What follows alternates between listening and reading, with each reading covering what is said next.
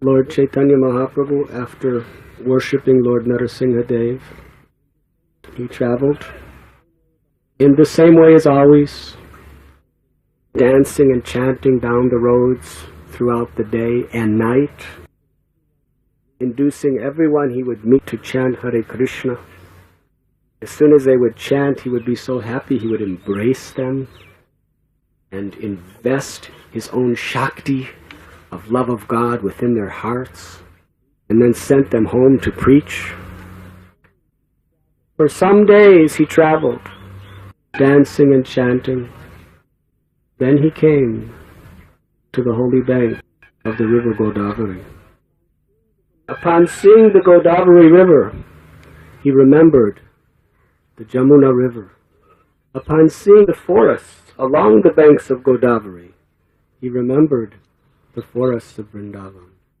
There he chanted and danced as he always did. He crossed over the river. He took his bath. Then he sat a little distance from the river in a secluded place and chanted the holy name, waiting. Moments later, there was a procession of over 1,000 people. There was musical instruments being played, hundreds of Brahmins chanting mantras and performing various Vedic rituals.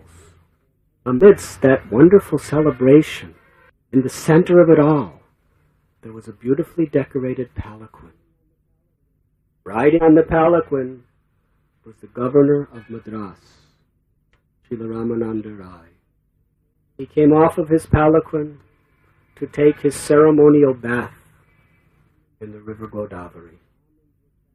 As the Brahmins were chanting their mantras, Ramananda Raya performed the proper Vedic rituals in the river, offered oblations to his forefather, and came out.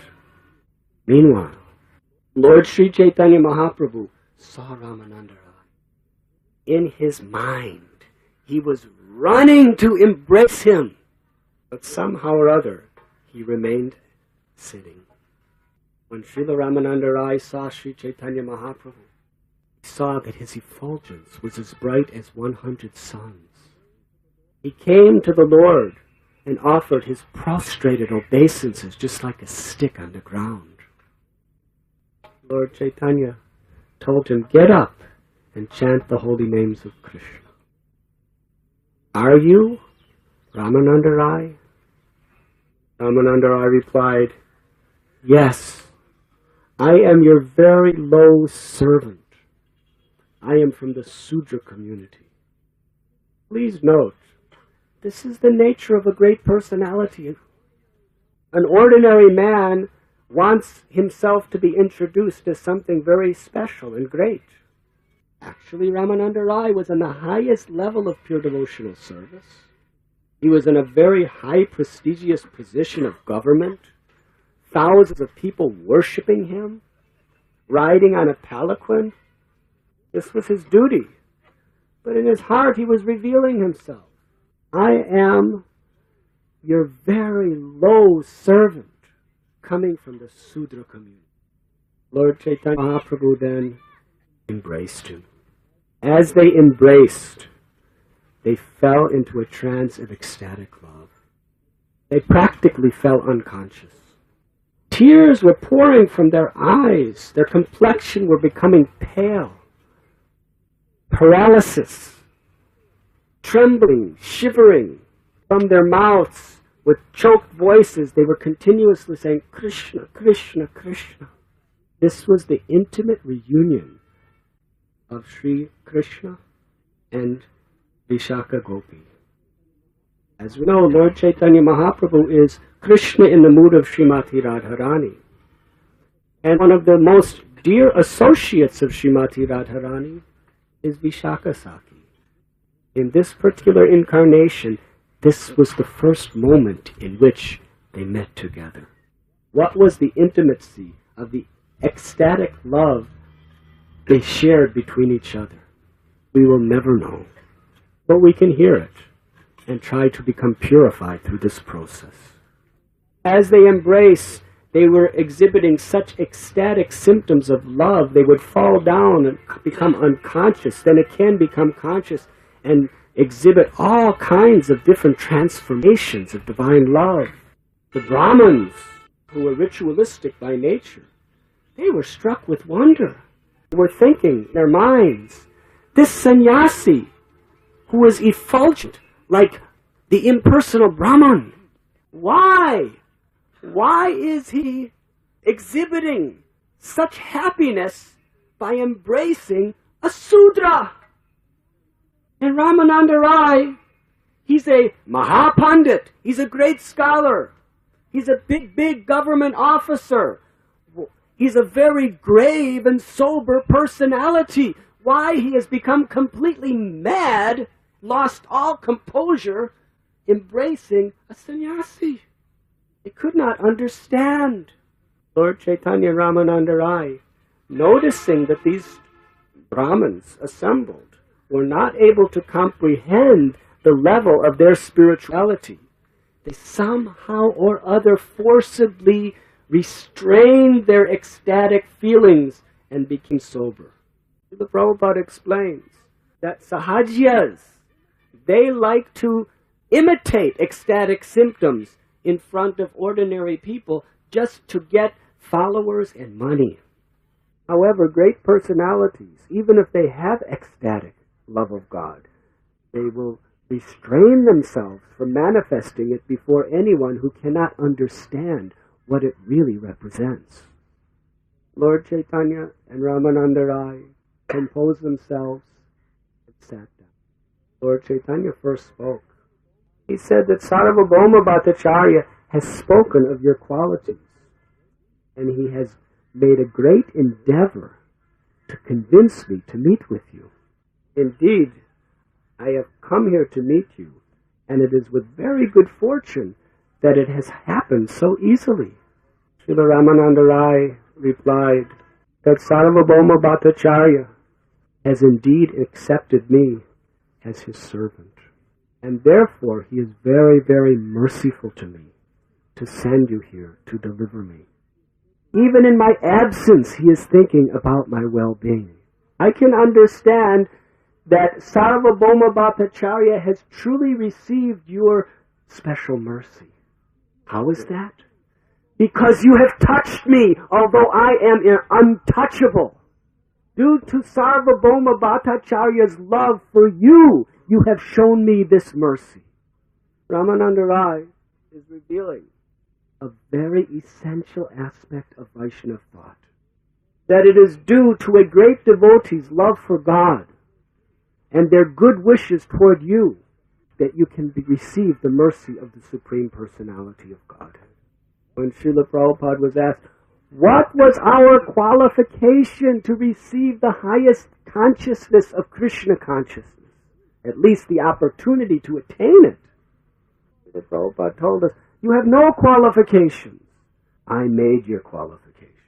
What does that mean? Because of his surrender to Krishna and his good wishes to our fallen selves, Krishna is giving his mercy to us. That is the process of Krishna consciousness. To somehow or other get the mercy of a Vaishnava. And anyone who thinks that they can approach Krishna directly is very unfortunate, because it is impossible.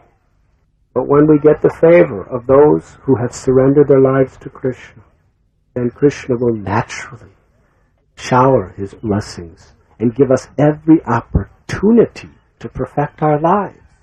But then, after getting this fortune, which may take millions and millions of births, we have the free will what we will do with this opportunity. Will we accept it for some time and then reject it? Or will we cherish it and treasure it for our whole lives? Krishna consciousness is a lifetime process. If somehow or other, before the moment of death, we can one time chant the holy name of the Lord purely, without offense, we have achieved the ultimate goal of life. But Krishna doesn't give that fortune so easily. Relatively, in this age of Kali, by the mercy of Lord Gauranga, he does give it easily. But what's easy is very difficult for us. Treta Yuga, you would have to fast in complete celibacy, concentrating your mind on one particular object, the super soul in your heart, for 60,000 years with unwavering mind for you to get love of God. How many of us could do that? So comparatively, following the four regulative principles, chanting 16 rounds, humbly serving Vaishnava is not committing offenses, trying to sincerely do our service. In this short lifespan of maybe 50, 60, 70 years at the most, maybe 80, 90, if we can get that one mantra out of our mouths purely, then we perfect our lives. So easy.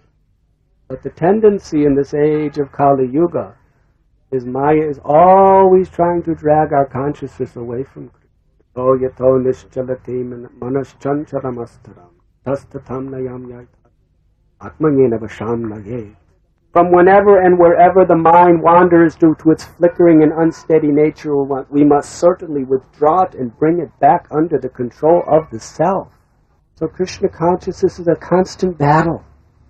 But somehow or other, if we just don't offend Vaishnavas and stay in the association of devotees and keep trying, honestly, earnestly, sincerely, Krishna will save us. However fallen and difficult it may be, and we are. So Srila Ramananda Raya, he gave all credit for his mercy to Sarvabhauma. He explained to Lord Chaitanya that you are the Supreme Personality of God. You are Narayan himself, and I am just a lowly, fallen, sinful government servant from the Sudra class, the lowest of all castes. But yet, you have touched me. You have embraced me.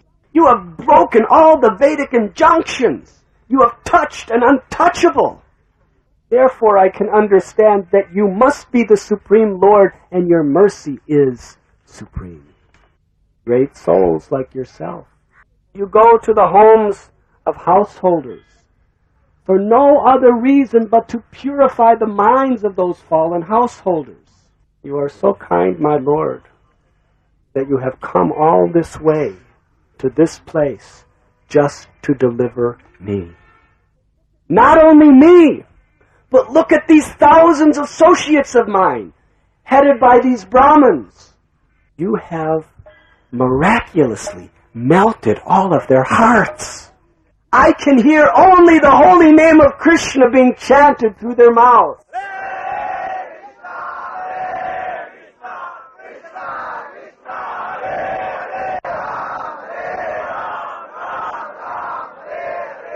Their bodies are thrilled with ecstasy and their eyes are full of tears. Thus I can understand, my dear sir, through your bodily features and the characteristics of your mercy, that you are none other than the Supreme Personality of Godhead. Lord Chaitanya Mahaprabhu replied, Sir, you are the best of topmost devotees.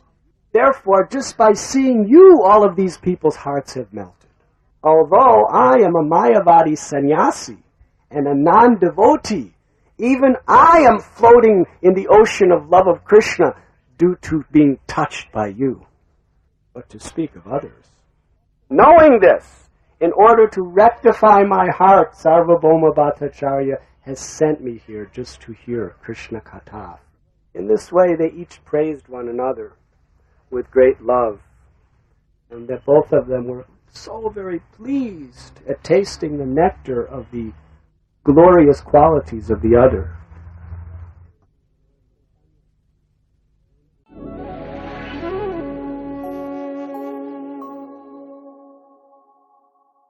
You were listening to Radhanath Swami on thesacredconnect.com.